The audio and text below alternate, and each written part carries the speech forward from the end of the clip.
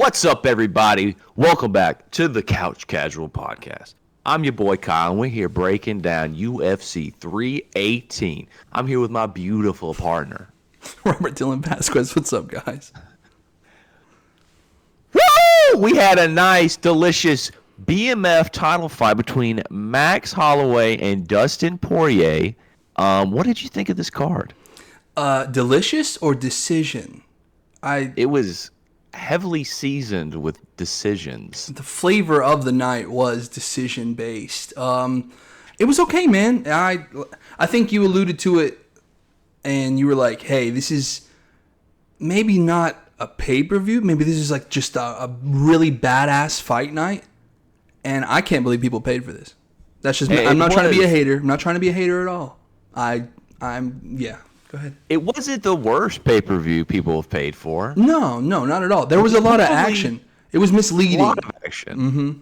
A lot of action.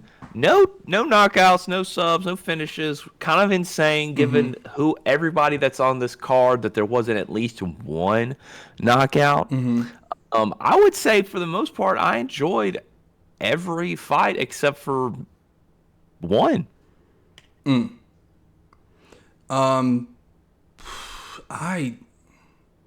I enjoyed the fights. There was one that I don't know if I'm projecting, but there's one, and I'll get to it. We'll get to it. I think we'll agree. I think we're going to agree on it. Completely underwhelming.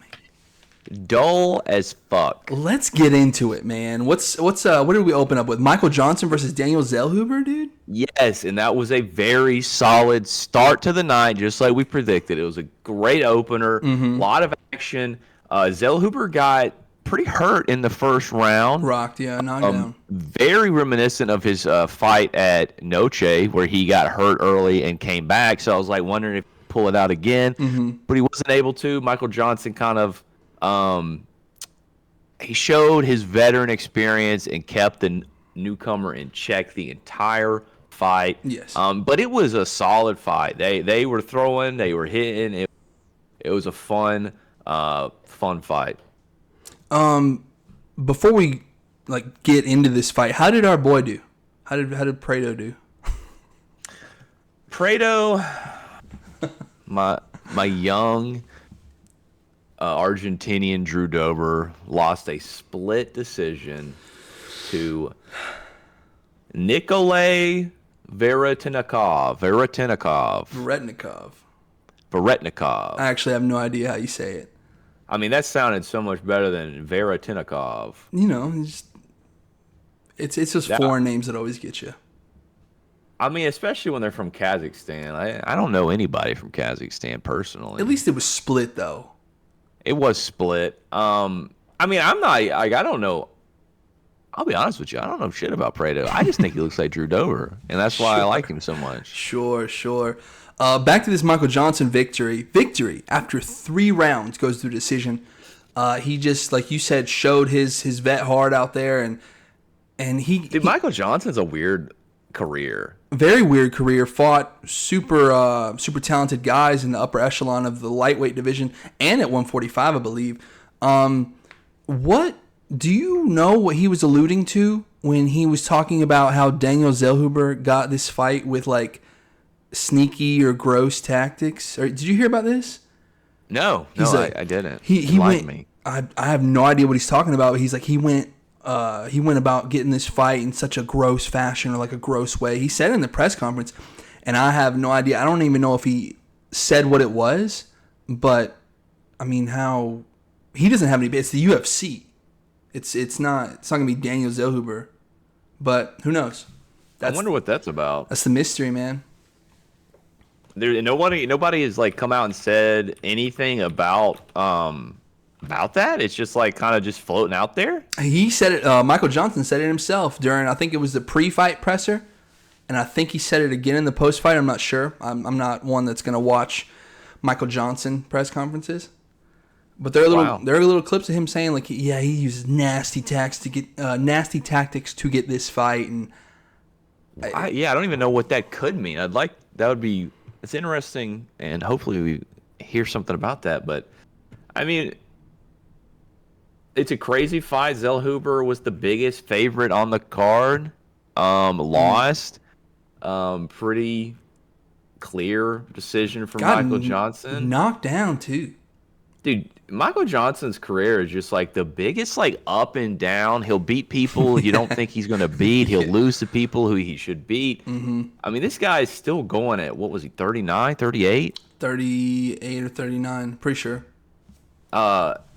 Just insane career. Has a win over Dustin Poirier, which is kind of insane to think about. This was early Dustin Poirier, like 2016. Not quite the peak rise of Dustin, but right before it. So still a big win. But, shout out to the vet himself, the old guys coming out strong to start the card. He turned 39 June 4th. Okay. Anything else you'd like to say about old Zellhuber here? Bump in the road. Hopefully he comes back better. Zellhubi? Zellhubies. Yeah, GG's Michael Johnson. Next fight. Dan 50K Ige versus Patricio Pitbull.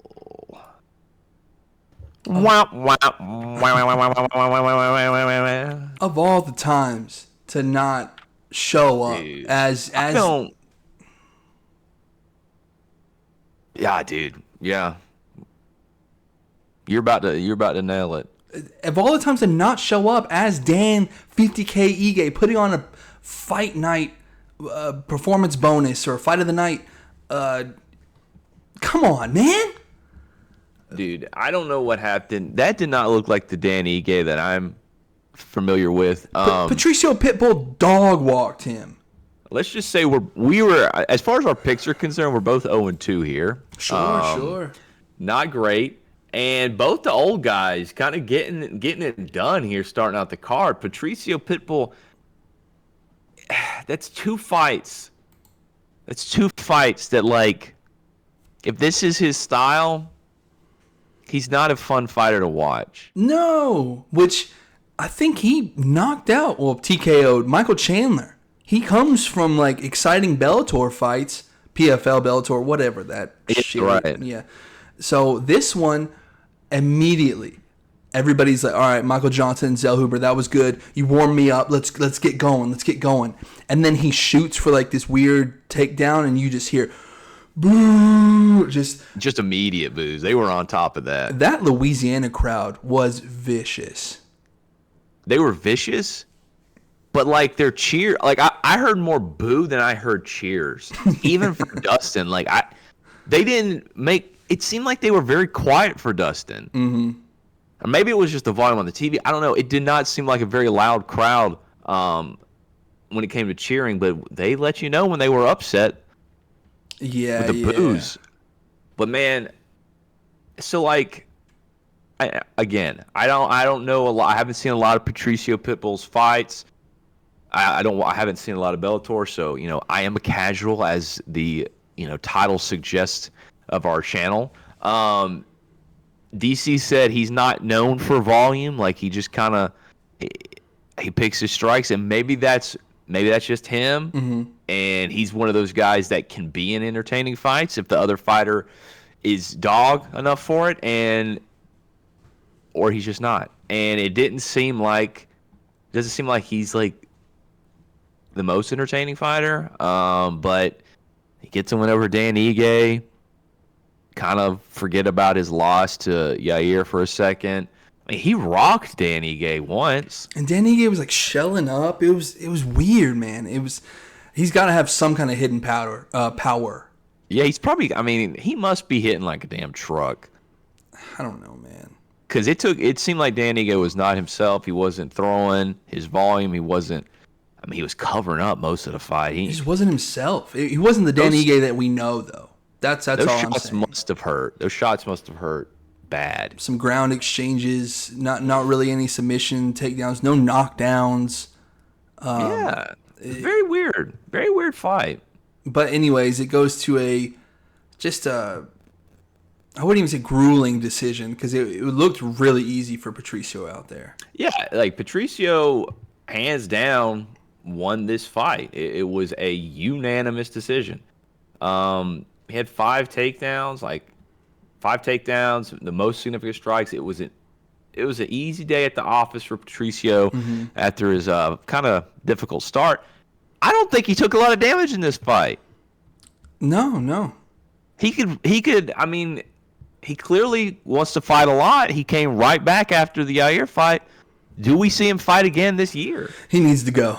Yeah, at least once. I think it's possible. I think we see him potentially November, December, getting 3 fights in his first UFC year. Twice is possible, but once. Twice is kind of stretching it. Once is probably what would we'll be get. stretching it. Yeah. At least one more fight, right? Like Kevin Holland wants like 3 more.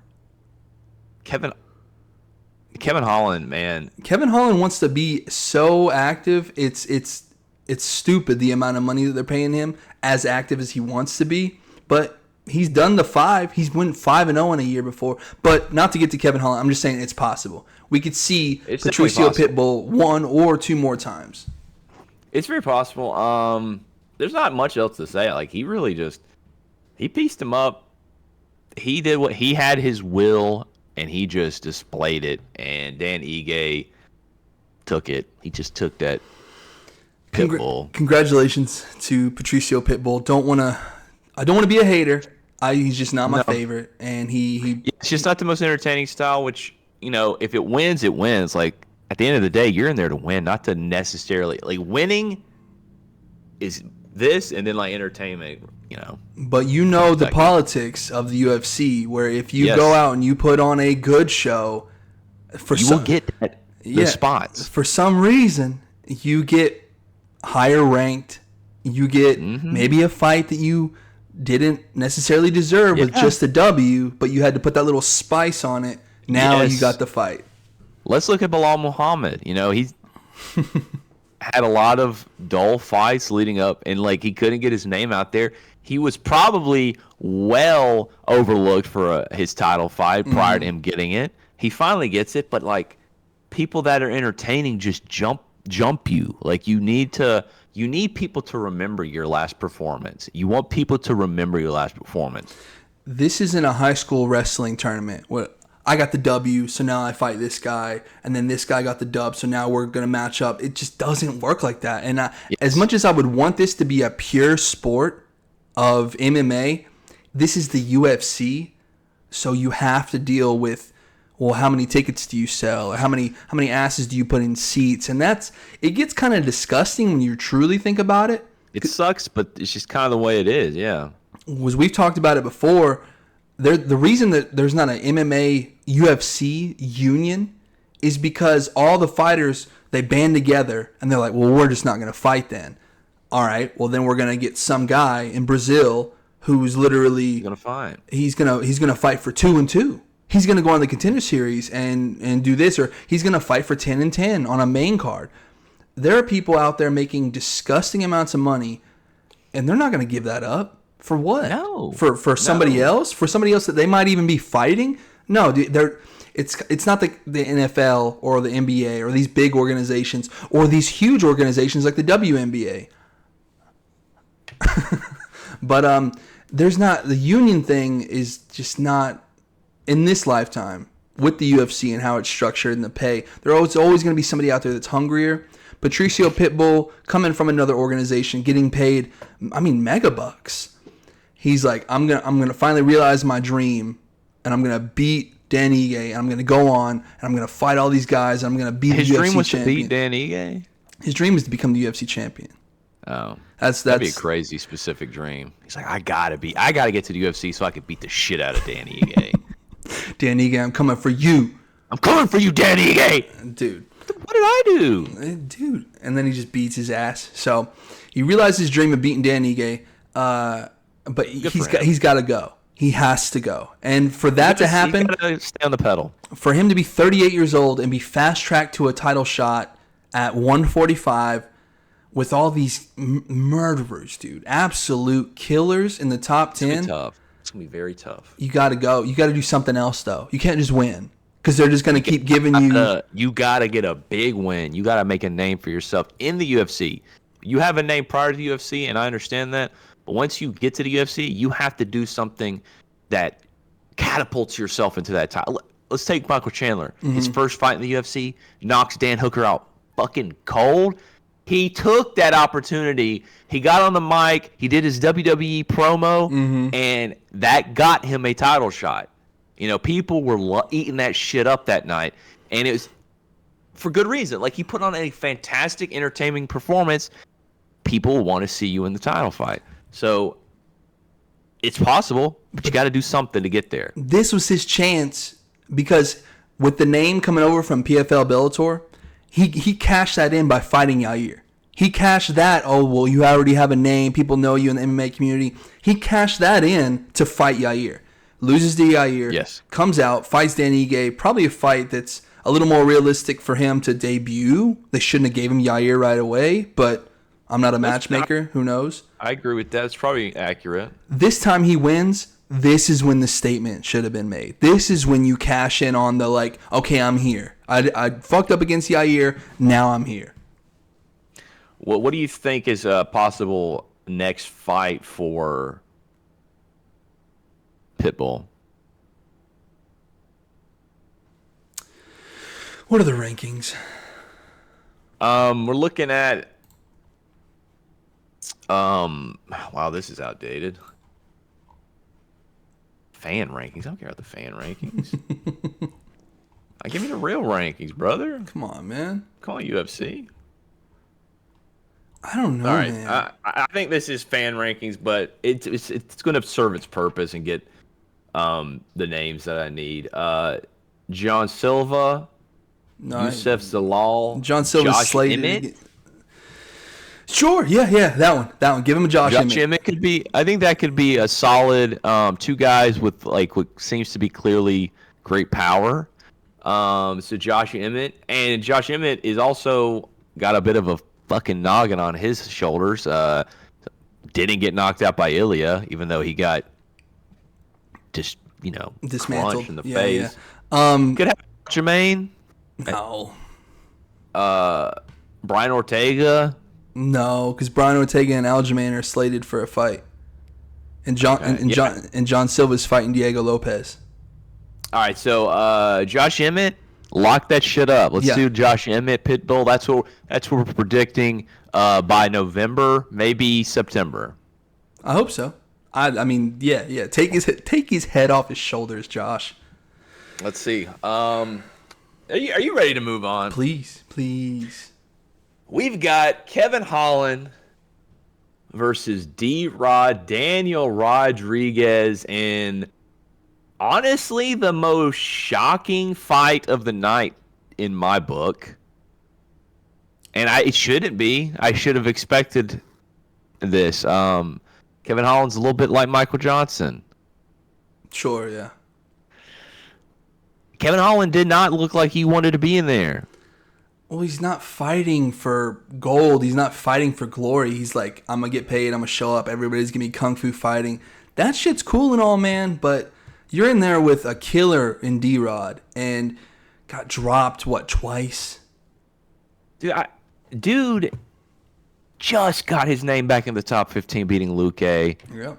And immediately drops it to Daniel Rodriguez. Damn it, man. Like, what's going on, big dog? Damn it, man. Which he wasn't out of the fight completely. There, he did have some highlights. He wasn't. He had some shining moments. But it was very clear he got hurt by Rodriguez pretty early. Yeah. And it's just like... He gave it back to him, though. Like, I mean, it was a good fight. Like, round 3, they were clearly exhausted. I love those fights where they're gassed, but they are still just swinging. Like, that shit gets so sloppy and entertaining to me. And it's just like, man, you had your chance. He definitely hurt Rodriguez a couple times, too. But, like, man, what... Too many 45-17s or whatever it was. 45-70, yeah. 45-70s, man. Like, he tried to get the 45-70 choke a couple times, but he couldn't quite lock it in, or D-Rod was just able to slip out. D-Rod this came down to knockdowns. Guillotines too. Mm-hmm. This came down to knockdowns though, because they are 100% identical on total strikes landed. That's wild. And Kevin landed more significant strikes by like 5. So you're talking about like the damage factor, the knockdowns, the D-Rod mounted him twice in the last 3 minutes of the fight. It's just oh yeah, dude, that shit didn't look good. That was not the way you want to end the fight. No, even no. after hurting D-Rod in the third and kind of getting a little bit of a ground game going, and then he almost had that rear naked choke, but he was way too high and he just slipped off, and D-Rod was able to just get the full mount, and even though he was just swinging these like slow motion like ground and pound, it doesn't matter if that, even if that's doing absolutely nothing to the grounded fighter, it looks better than being the grounded fighter. Yeah. So it's all about optics. Crazy fight though. I mean, that was one of the more entertaining fights on the main card. I'd say it was a lot of back and forth. It was, you said it's like, hey, these guys are both sluggers. They're going to slug it out. I was like, if Kevin wants to play that game, sure, they can slug it out. And he did. He didn't. He did. He didn't try to shoot blindly. I think he shot one takedown, but he wasn't. It got to the point where he was kind of sloppily trying to shoot, and D-Rod was like just stuffing him. It wasn't going anywhere for him. There was a point where Kevin Holland got put on Queer Street. The commentary was like, his eyes were somewhere else. You know, he's rolling back. Very clear. He was rocked. Bad. Which you don't see. Like, Kevin Holland's taken some big shots in his career, some that you would expect to drop somebody, and just ate them. And this, he was hurt in this fight. Just bad, man. Hurt bad.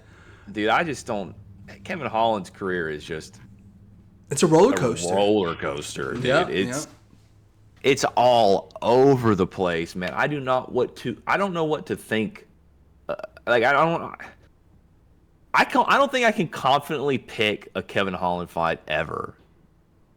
It's just you don't know which Kevin you're going to get. Have no idea. Dude, we're having some couch casual technical difficulties. Don't mind me if I just turn this off and turn it right back on. This is the beauty of live broadcasting sports commentary. You look beautiful. Oh, thank you. Where does D-Rod go from here? I have no idea where Kevin Holland's going. He's like, yeah, Colby was supposed to fight me, and then now he wants to drop to 155 to fight Patty. He tore his vaginal muscle or something like that. And dude, so I have no idea. Anybody? I mean, Colby used to have like name value. Does he really have name value? Who knows, man? Does anybody want to see Colby fight again? Like, he's put on some of the biggest snooze fest in recent memory. Colby's gonna Colby. I like that fight for Kevin Holland because Colby, like you said, is like, does he have that name value? I think both of those guys have somewhat, but the more Kevin loses, the more it's gonna depreciate. Because he went out there, this fight was supposed to happen 3 years ago or something like that, and they finally got it. Him and Daniel Rodriguez. Him and D-Rod, that's right. Yep. And so now they finally get it, and Daniel shows like, I've been training for this guy multiple times, years, and so he showed up like he was trained to fight Kevin Holland. So D-Rod, was on prior to Holland, he was on a 2-fight winning streak. Mm-hmm. So he's on a 3-fight winning streak, but right before that, he was on a 3-fight losing streak where he lost to Neil Magny, Ian Gary, and Kelvin Gastelum. But he's since beaten Morono, Ponzinibbio, and now Kevin Holland. I'm not saying this guy's like on a big climb, obviously, but he just beat a top 15 welterweight. So let's give him another one. Let's give him another top 15 welterweight. Let's see who we got. Let's do our favorite activity, picking fights based off our bullshit knowledge we have. Why is UFC only showing me the fan ranking? I don't understand this. Because the fans matter, dude. I guess so. So top 10 at welterweight. You're going to give him top 10? Well, I mean, Kevin's 13. So Michael Venom Page is booked. Yeah, don't do that to D-Rod. Don't do that. Jeff Neal's at 11 according to fan rankings.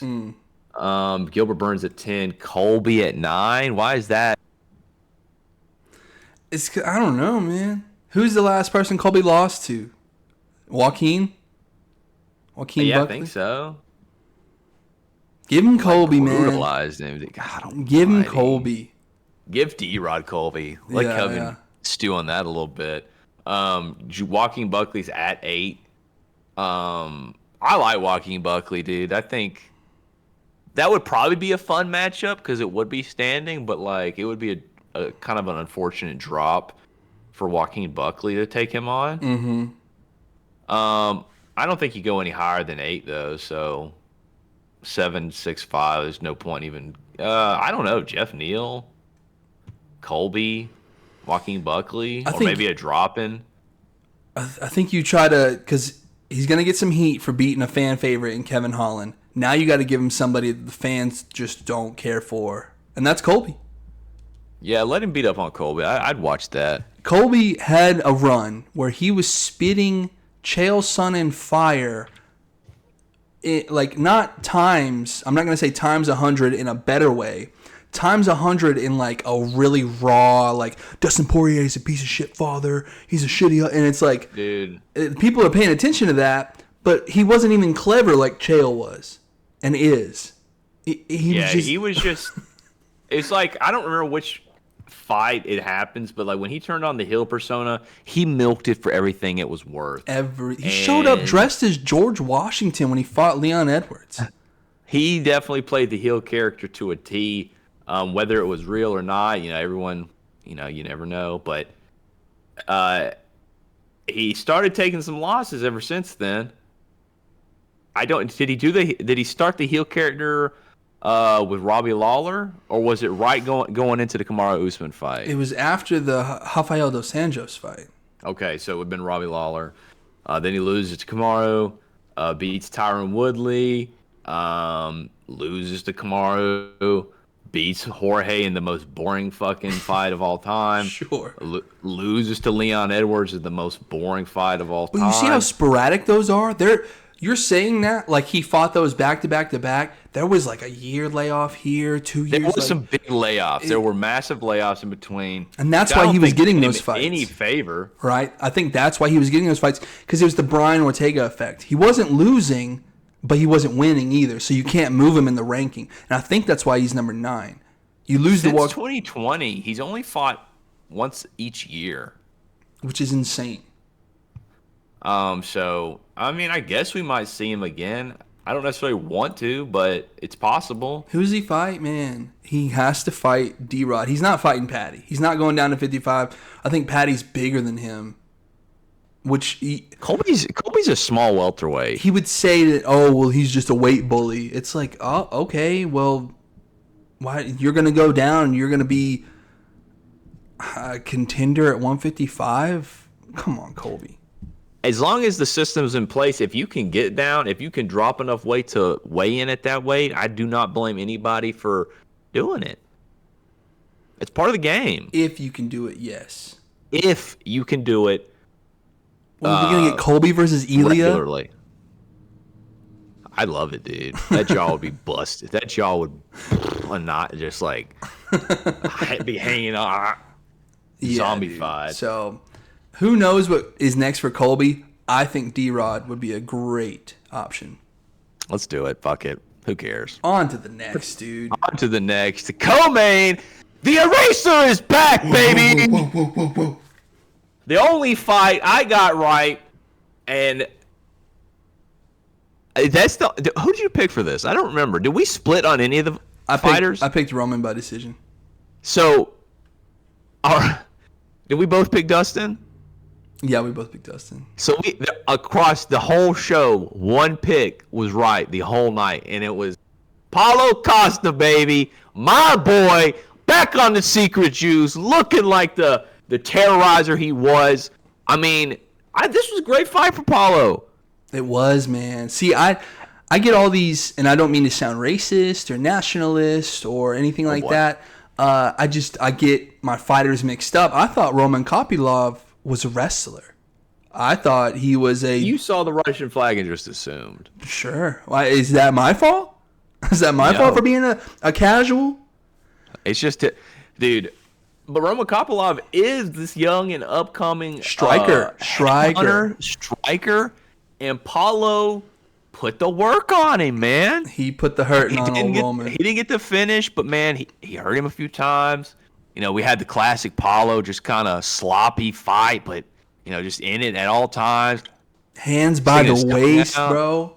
Hands Dude, the way down. he sticks his tongue out is like, it looks so unnatural. Like, it looks painful for him to even do it. Like, it looks he doesn't know how to do it. It's real forced. It's real. It's so funny to me. Come and get me. I'm right here. It's like, come on, man. But I am glad to see it. You know, after losing to Robert Whittaker and Sean Strickland, it's nice to see my boy get a dub. He called out Hamzat in the, like, really, like, he said, you know, I do not like you. You are a piece of shit. You were in my wife's DMs. He's big asshole. He's big. He was big asshole. I don't know if we ever get that fight,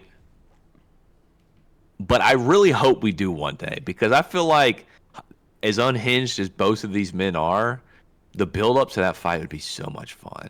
Did you hear? She messaged me first, Habibi. Who said that? Hamzat. Dude, Hamzat. Yeah, these two guys. Hamzat don't care. Paulo don't care. I don't care. That should be like, I want to see it so bad, dude. But do you see where it's like there's beef, okay, Hamzat's about to fight for a title. He either wins the title or he loses the DDP, and regardless of what happens, Paulo just shot himself right into there after not producing a quality win over a top 5 contender. Yeah. You have to put to your name out there. There's beef. I genuinely don't think he gets a title shot off of this win. He's obviously, but let's say you get one more W, and let's say it's a top 6, 7, 5 fighter. You could definitely, with beef, if Hamzat wins, you could easily throw your name out there and get a title shot.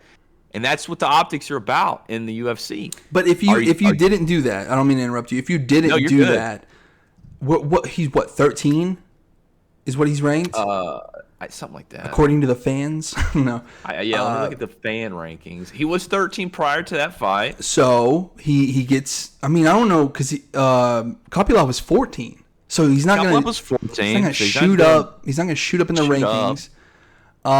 But him putting his name in the hat of the Hamzat, contenders, he might have needed 3 more if he didn't call out Hamzat. But now that he did, he might just need 1 more, bro. So at middleweight, you got Renee Ritter, who I believe is locked for a fight upcoming, correct? He's fighting Marvin Vettori. He's fighting just Robert lost. Yeah, Marvin Vettori just lost. Poor Marvin Vettori, dude. Dude, poor man puts his pants on backwards when he wakes up in the morning and just can't get a dub. Roman Dolidze at 8, Anthony Hernandez at 7. He's signed for a fight. Caio Borralho, oh man. Yeah, fighting nerds. Dude, Caio Borralho and Paulo Costa would be kind of a fun fight. They've got kind of similar styles, similar builds, looks. I think who's racist now? That could be a fucking banger though. It would be. Any of those matchups would be a banger. I don't think he faces Robert Whittaker again, even if Robert Whittaker beats Renee Ritter, and I don't think Robert Whittaker wins that fight. I think RDR is I think he's on a trail to the title shot. He's him. I really do. He's him. But man, I was so happy to see Paulo get the win. It wasn't like completely one-sided. Roman definitely got some licks in, but like as far as the volume of strikes, Paulo, it was just nonstop. It was significant strikes were 99-48.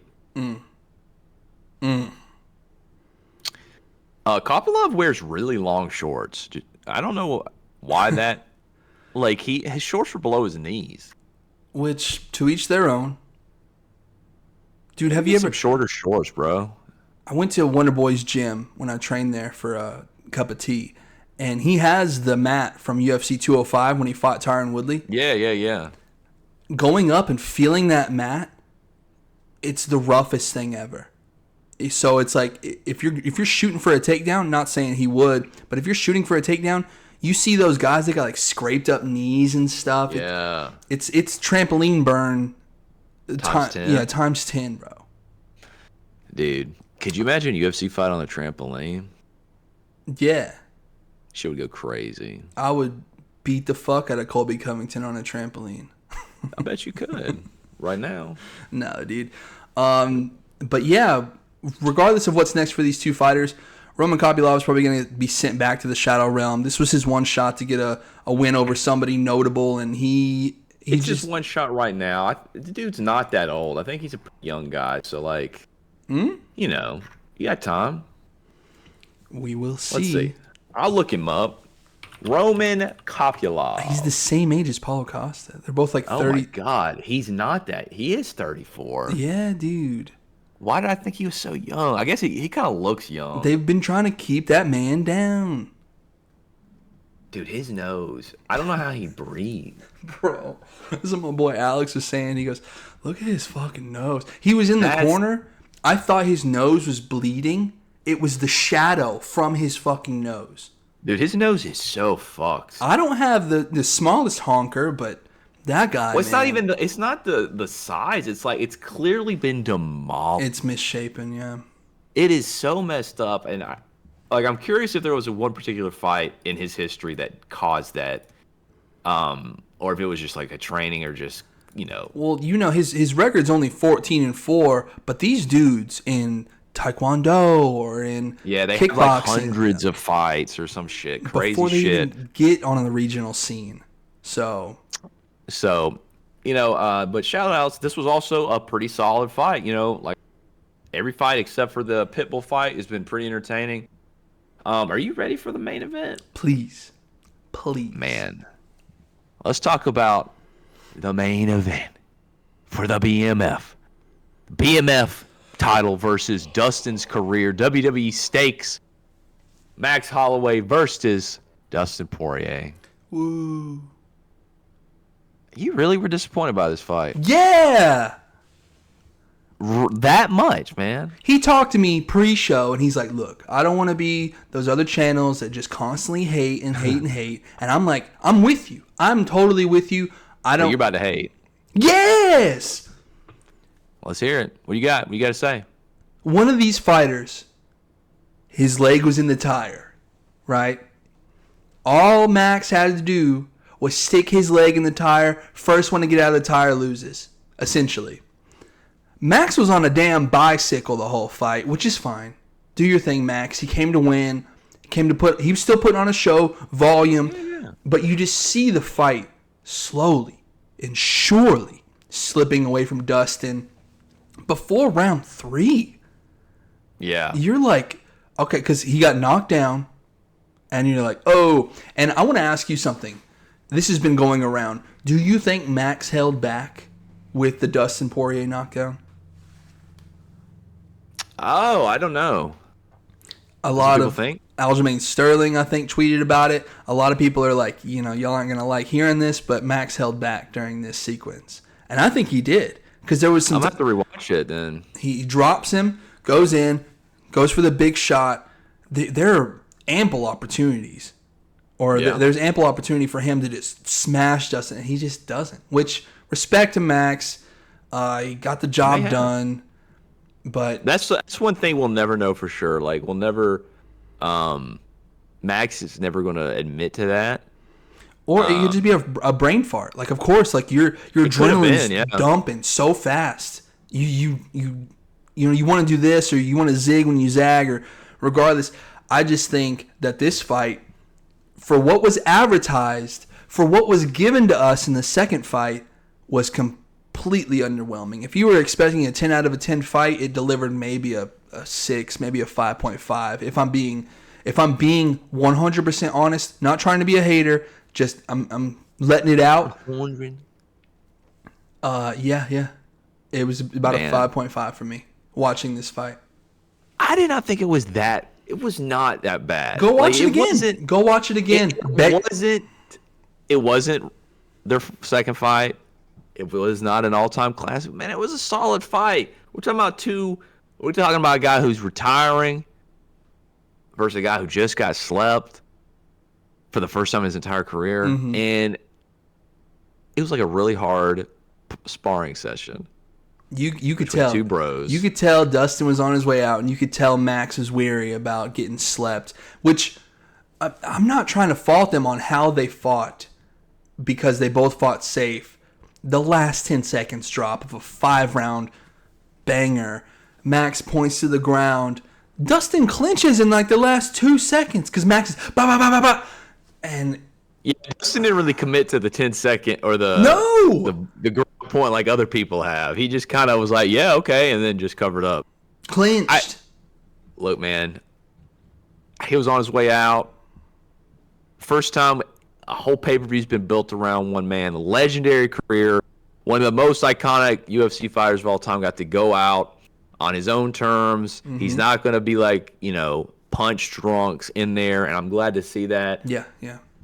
Hats off to Dustin for a great, amazing career, and honestly, potentially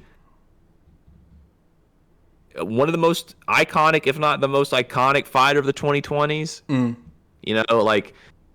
The way he fucking skyrocketed his name value after knocking Conor out and making sure that he was always booked as a top fighter. Mm-hmm. It was amazing. So hats off to him. Max still doing his thing. Maybe he did. I'm gonna have to rewatch that sequence because I didn't catch it. I've only seen the fight when we were watching it live, so I didn't really catch that then. So I definitely want to rewatch it and see what people are talking about. Maybe he did. Maybe he didn't want to knock Dustin out cold or fuck him up in front of his home crowd and on his his farewell show. Nice little package after the fight showing all of his stuff. It was really cool. They did the same package before the fight. I know. It wasn't the same thing, but it was like, okay, in the build up to this fight, Dustin Poirier always shows up. He's this dog.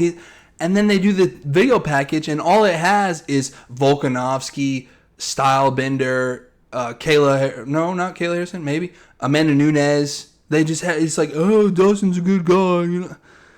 All right. I don't know. Who had a better final fight? Dustin Poirier or Bill Goldberg? Oh, Dustin Poirier. Yeah, fuck. Screw Bill Goldberg, dude. It actually did something. God. John Anik said it best. I think this is potentially the greatest fighter that never won unified gold. He's the Charles Barkley of MMA. He is so amazing. It's almost unfathomable that he was not he obviously won the interim title against, but then you run into Khabib, who is just a monster. Almost beats Islam. It wasn't Islam definitely won, but there were opportunities for Dustin to have won that fight. Out of his 0-3 title fights, the Khabib one wasn't even close.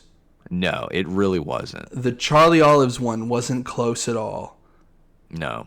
The Islam was the closest one. And that's kind of mind-blowing. I think he knew, this is my last shot. I have to give it all. And he did really great takedown defense. It took a crazy wrestling move. It was like a ankle pick kind of throw, get your back kind of thing. Something you couldn't have trained for in that capacity. Hall of Fame? Absolutely. I don't think that's questionable. You think that's questionable? No, I don't. Conor does. Dog. Conor does. Oh, who the fuck cares what Conor thinks? Conor's on coke. He's like Like 0-3, in title fights. He only had one good win over me, and it was because he leg kicked me, and he was getting pieced up before that, and then the leg break in the third fight, and you're just like, this isn't the moment to make it about you, Conor. Conor is reaching for relevancy at this point, man. Like he Scratching and clawing. Dude, I miss hungry Conor when he was genuinely funny and not just like vile. I think he's Hall of Fame. I think not Dustin because is of 100% Hall of Fame. not just because First of accolades. ballot. It's because when you think about the dog fighters, when you think about the guys who always showed up to work, made the weight, and no controversy. No controversy. You're just like, hey man, he was a good, solid guy. Whether he gets Hall of Fame or not, that doesn't characterize his career or who he is as a person. I've had his hot sauce. It's very awesome. Very tasty. It's so I love good. hot sauce. It's so good.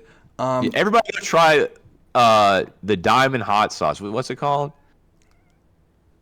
Diamond Hot Sauce. There's a knockout version. It's just really good. I would definitely go try it.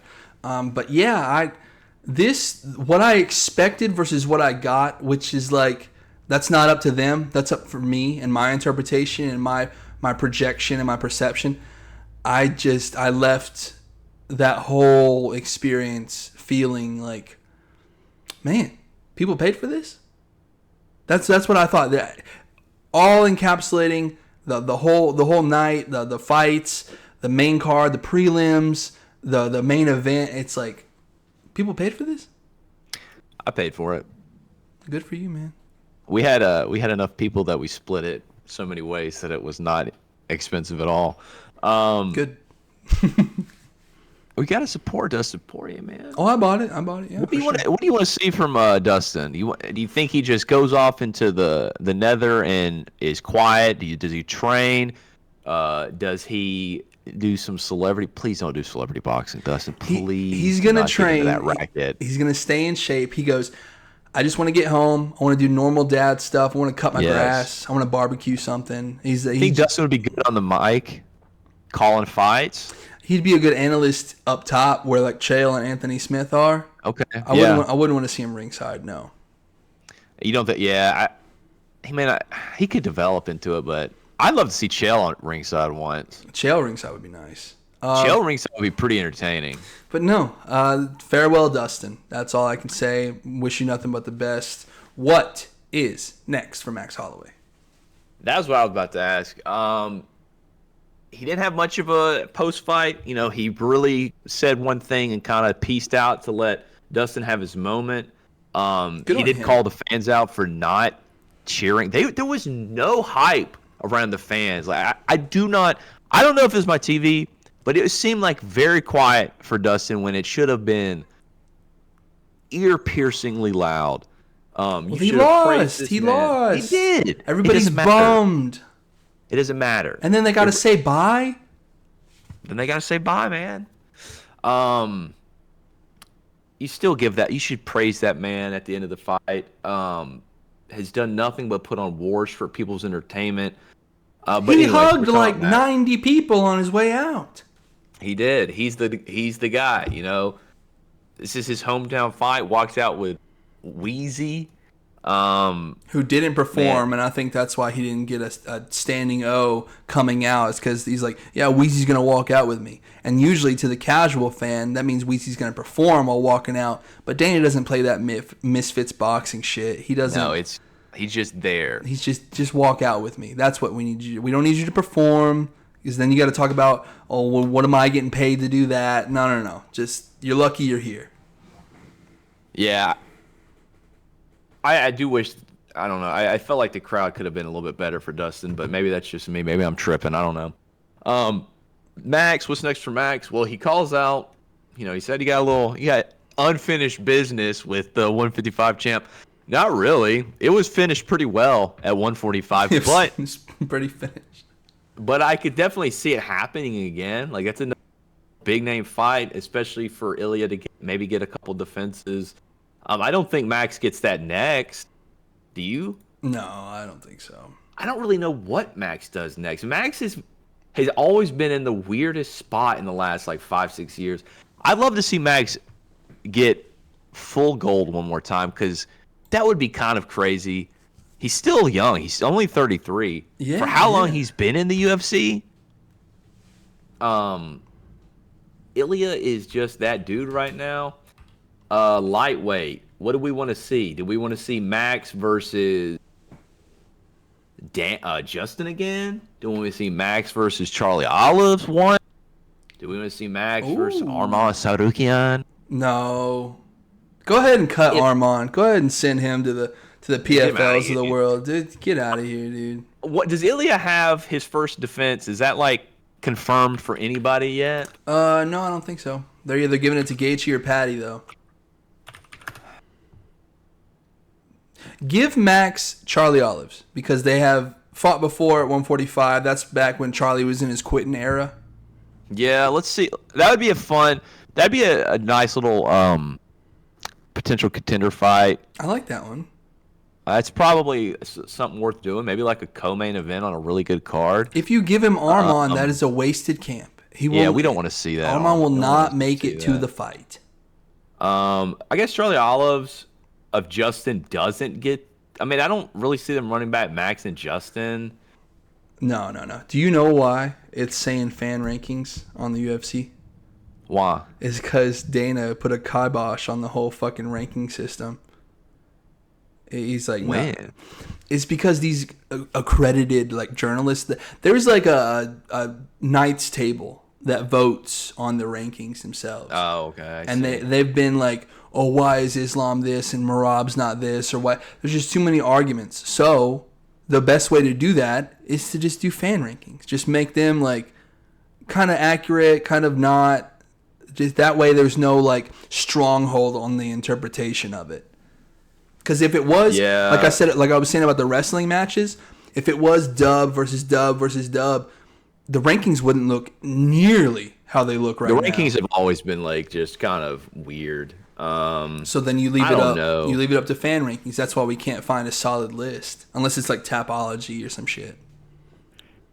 I really like Max Charles. I could see that. Outside of that, I don't know what you potentially see with Max going forward. Hand Arman a mop and have him clean the stadium after everybody leaves. That's what you do for Arman Sarukian. That's fair, dude. But yeah, anything else? Anything outside? I don't have anything else to say about 318. I'm looking forward to 319. Dana White says there's no way that John Jones is going to be on the White House card. So there goes that. He doesn't deserve fight. it. After the way he treated the heavyweight division, you don't deserve to be on that card. After the way he treated his wife, the police department. Yeah. I wasn't even going to go there because that is a automatic X. But like even if that was removed, you don't deserve to be on a card. That just you can't handpick your card after all that kind of crap. He's a risk.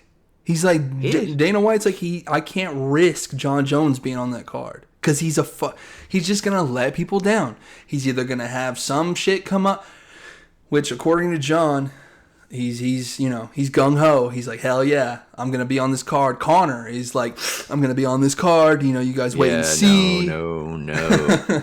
Which it would be the biggest card of all time if John Jones and Conor McGregor got together on the White House card. It's already going to be a big event. Already going to be a big card. Yeah, the name value would be there. The casuals, the base casuals that do not really keep up with UFC at all will come out of the woodwork for. Oh my God, Conor McGregor and John Jones are back. Fuck, dude.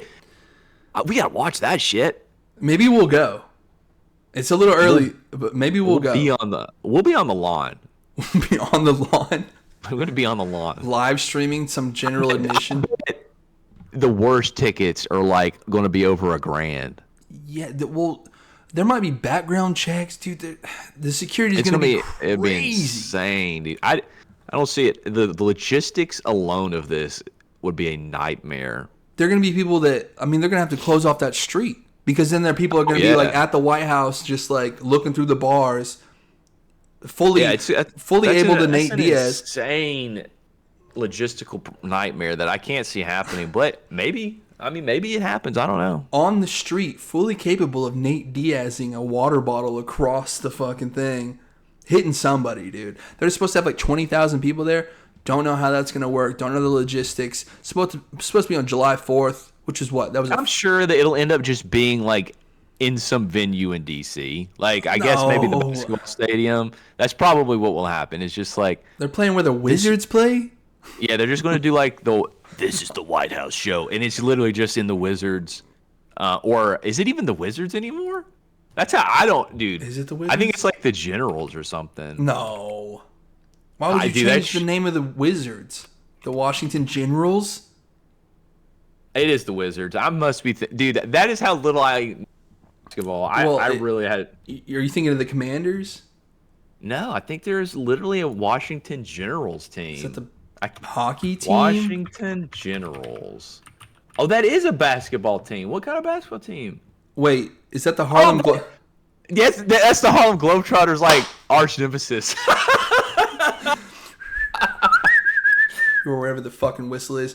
Yeah, dude, that's how casual. God, I'm glad you don't fucking do basketball. Dude, this is not couch casual basketball. I would not be that. Clip that shit. That's the clip right there. I'm done if you are, dude. On to 319. 319. 319's main event could be the most chaotic bloodbath of all time. Why don't they have a co-main yet? I don't know.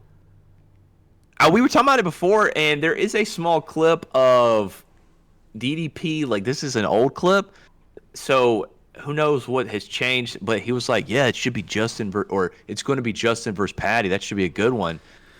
Just, like, talking amongst friends. Sure, yeah. So, like, maybe he had that inside scoop. Maybe that's changed. Maybe things are not fully fleshed out there. Maybe that was just, like, the initial he was told, and that was his change. I don't know. When is that? August 20th? 16th. Yeah, that's not enough time for Patty. No, that would be a little bit of a short notice. Dude.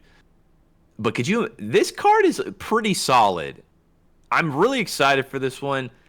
But if Patty versus Justin was the co-main event, boy, that would really push this card over the edge. I think so.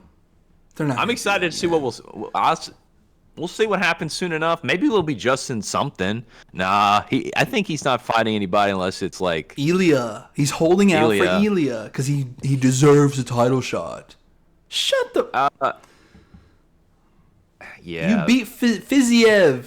That's who you beat to get a title shot for the second time, mind you. People, I get it. The older you get, the longer you're in your career, you've got to hold out for like.